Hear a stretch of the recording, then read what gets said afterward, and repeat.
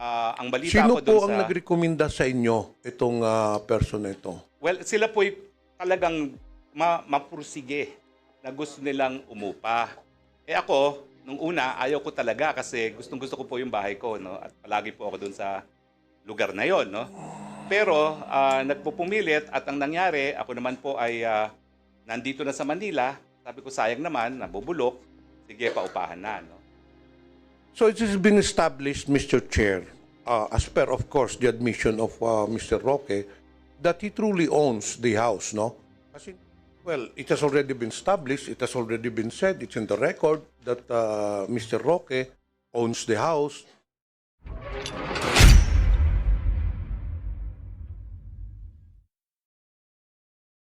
Anyway, my second matter, I'll just be very brief. Diyan sa Again, may I reiterate Mayroon my sa Villar. previous question to Yusek Gilbert Cruz, whether yung grupo ba ninyo ang nag-apprehend doon sa two Chinese nationals in Baguio?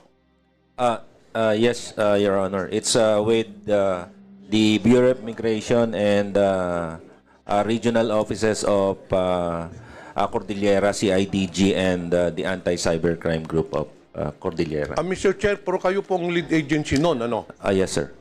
Okay, can you, for clarification purposes, sino po ba itong dalawang Chinese national na nahuli ninyo doon? Yung dalawang... wait, sir. I'll just get my records.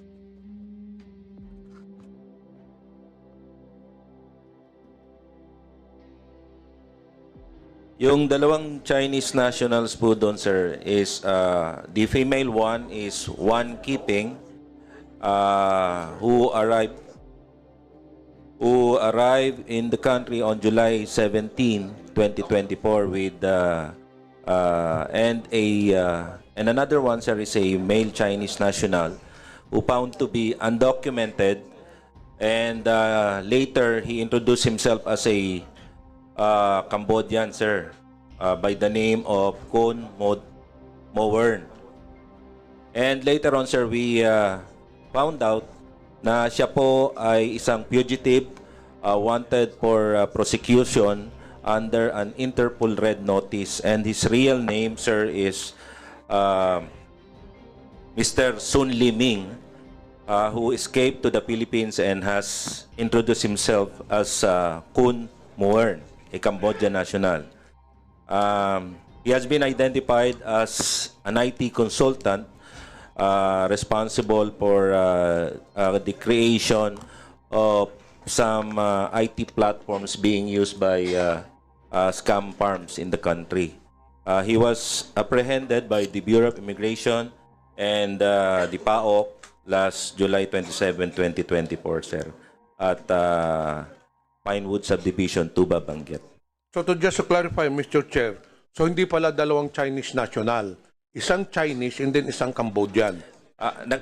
He introduced himself as a Cambodian, sir, but later on, sir, we found out na siya po ay isang Chinese national, fugitive Chinese national. Okay. Walang problema dun sa isa, no? Yung nagko-claim na Cambodian national siya. Very clear naman na fugitive yun. Apo. What about the other one? Ano naman ang kasalanan nun? Ang kinaso po natin doon is for her harboring this criminal, sir. So, are these two involved dun sa, connected ba ito dun sa Bamban Tarlac na Pogo? Iniimbestigahan pa namin till now, sir, but initially, sir, yun po ang pagkakaalam namin na itong si Sun Liming, sir, ay involved po siya, sir, dun sa paggawa, sir, ng mga platform that were being used in Scam Hub, sir, dito sa atin. Were you able to establish, Mr. Chair, the presence of this person dun sa Bamban operations? Wala pa po kaming lumalabas sa investigasyon namin, but we are looking at that, sir. Initially, sir, we have this information, sir. Now, Mr. Chair, paano nyo natuntun itong Chinese national dun sa Baguio? Was there a tip or talagang through intelligence work lang to? Bakit nyo natuntun? Bakit nyo naisipan na nandun nagtatago itong dalawang to? May informasyon po kaming nakuha, sir. Yes, sir. So, I understand na nagtatago sa isang bahay. I think Pines subdivision or a certain Royal Pine subdivision ang pangalan. Sino po may-ari nung bahay? Sa ngayon po, sir, as yung nabanggit po kahapon, it's a property, a corporate property. I think it was owned by Mr. Harry Roque. It's a corporate property but being leased by this Chinese national. So it's owned by corporation. The house is owned by a corporation, and in turn, the corporation is also owned by, or rather, it shows that the owner of the said corporation is former Secretary Harry Roque. Yun po yung nakita namin sa hearing yesterday, in the Senate hearing, sir. Do you have the incorporation papers, or do we have a copy of the title of the house to prove that Secretary Harry Roque is indeed the owner of the said house? Wala po kaming dokumento as of today, sir. So more or less, we are assuming that Yes, is sir. owned. Yes, sir. Paano po lumabas yung pangalan ni si former Secretary Harry Roque when we do not have any evidences linking Secretary Harry Roque to the said house? As to the information kung bakit lumabas po yung pangalan ni Mr. Harry Roque is hindi po sa amin, sir, nanggaling. Siguro po, sir, may mga nagtanong-tanong po doon if whether kung nakikita po nila si Mr. Harry Roque doon o yung former spokesperson na Harry Roque. So, hindi na po namin alam, sir, kung saan nanggaling yung informasyon. Mr. Chair, can we do some diligence work on this matter, because this is very important to establish whether that it is the house is truly owned by Secretary Harry Roque. Can we send some people to the registrar or to the local government unit to ask for documents, titles, and of course to the SEC regarding the corporation, the corporate papers linking Secretary Harry Roque to the said house? Kailangan siguro natin yon. Can we do that? Yes, sir. Yeah, we can have our investigation. To former Secretary Harry Roque, well, you just have heard the statement of Yusek Gilbert Cruz that linking you to the said Chinese nationals. Kilala niyo po ba itong dalawang tao na nahuli ng PAOK? Hindi ko po kakilala itong dalawang tao.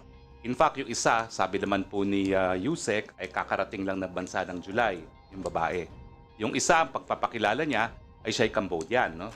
So, hindi ko po kilala kung sino yung Cambodian na yan. Pero actually, Manong Johnny, just to facilitate things, inaamin ko po that I have an interest in the corporation that owns the house. Hindi ko naman po dininay ito sa Senado. Ang problema lang po talaga is we're in the process of distributing property within the family. And right now, hindi po sa akin talaga yung property. But, nagkasundo po kami na talagang I want to retain this property. So ngayon po, ang nag-aari ng property ay, sandali po, kunin ko lang yung pangalan, ha? At, So, former Secretary Harry Roque, you admit that you have an interest in this house by I have an virtue of interest po. the corporation owning this house. yes po, ang may registered owner po nito is Page 2 Lot 37 Pinewood Holdings Incorporated. In turn, it is owned by a holding corporation called Biancham. Now, ang totoo po nito, I will have no more interest in Biancham, according to our organization, but I will have full interest in PH2 Lot 37 Pinewood Holdings as part of our division within the holding corporation. Pero ang punto po is, meron po kaming contract of lease na ang pumirma po ay isang babae. Ang pangalan po niya ay Yoon Wan. At ito po ay dated January 15, 2024. At dun po sa pirmahan ng contract of lease na notaryado, pinresenta po niya ang kanyang passport at require din po siya na magpresenta ng Alien Certificate of Registration para patunay na legal po siya sa Pilipinas.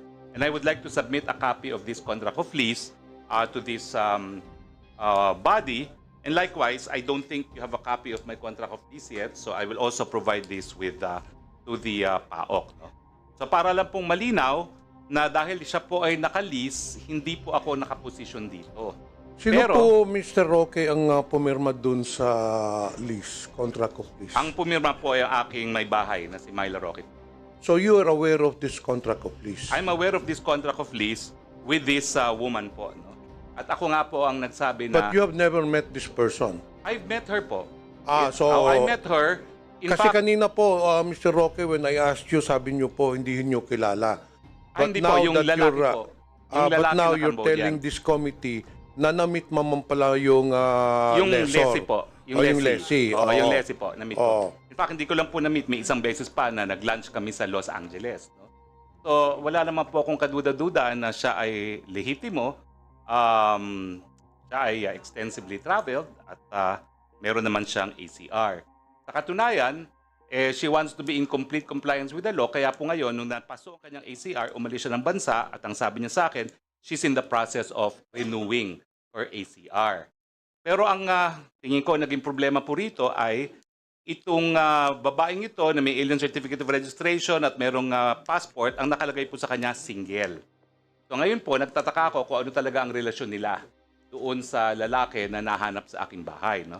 At nung nahanap nga po yung lalaki sa aking bahay, ito nga pong si Ana, no? Ang tawag ko sa kanya Ana kasi yun yung American name niya, hinanap ko at sabi ko, sino yan? Well, yun nga po, lumalabas na yung Cambodian pala ay isang partner niya, pero ang hindi ko naman alam, hindi sila kasal, ewan ko talaga kung talaga siya'y nananatili doon, pero meron po akong katiwala doon. Kasi po, natakot ako na kapag pinaupahan ko sa incheck, sa Chino, sorry po for the derogatory word.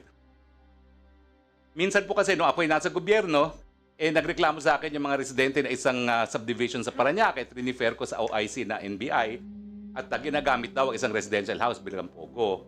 So, para nga po maiwasan na nagamitin ito for any other purpose, hindi ko po pinaalis yung katiwala ko doon. Nasa labas lang sila ng bahay, nag-aalaga ng hardin, nag-aalaga ng baka, at pinamamasbadan ko po kung ilan talaga ang pumapasok sa bahay. At ang sabi naman po nila, 3 hanggang 4 lang po ang talagang nag-i-stay sa bahay. At wala Mr. po Roque, talagang kailan ho niyo nakilala itong lessee ninyo? Well, actually ako po, na-meet ko siya sa LA, kailan lang po. Tapos na-meet ko rin siya nung simula Wait. po, no? Mr. Chair, na-meet mo yung lessee, nasa LA ka. Ay, hindi po.